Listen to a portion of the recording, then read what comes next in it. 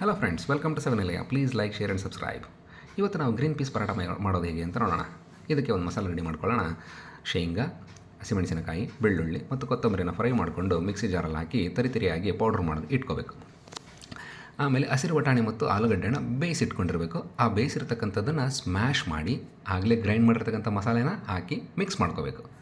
ಚಪಾತಿ ಹಿಟ್ಟು ಕಲಿಸಿಟ್ಕೊಂಡಿರ್ತಿರಲ್ಲ, ಅದನ್ನು ರೌಂಡ್ ಶೇಪಲ್ಲಿ ಲಟ್ಸ್ಕೊಂಡು ಅದ್ರ ಒಳಗಡೆ ಈ ಮಸಾಲೆನ ಸ್ಟಫಿಂಗ್ ಮಾಡ್ಕೋಬೇಕು.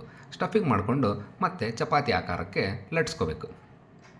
ಈ ಲಟ್ಸಿರ್ತಕ್ಕಂಥ ಗ್ರೀನ್ ಪೀಸ್ ಪರಾಟಾನ ತವಾ ಮೇಲೆ ಹಾಕಿ ಎರಡು ಕಡೆ ಚೆನ್ನಾಗಿ ಫ್ರೈ ಮಾಡ್ಕೋಬೇಕು.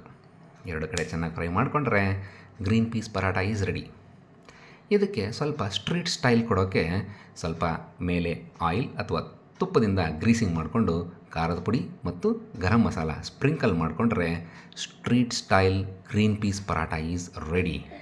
ಯಮ್ಮಿ ಆಗಿರುತ್ತೆ. ಇದನ್ನು ಮೊಸರಿನ ಜೊತೆ ಸರ್ವ್ ಮಾಡಿದ್ರೆ ಸಖತ್ತಾಗಿರುತ್ತೆ. ಎಂಜಾಯ್. Thank you.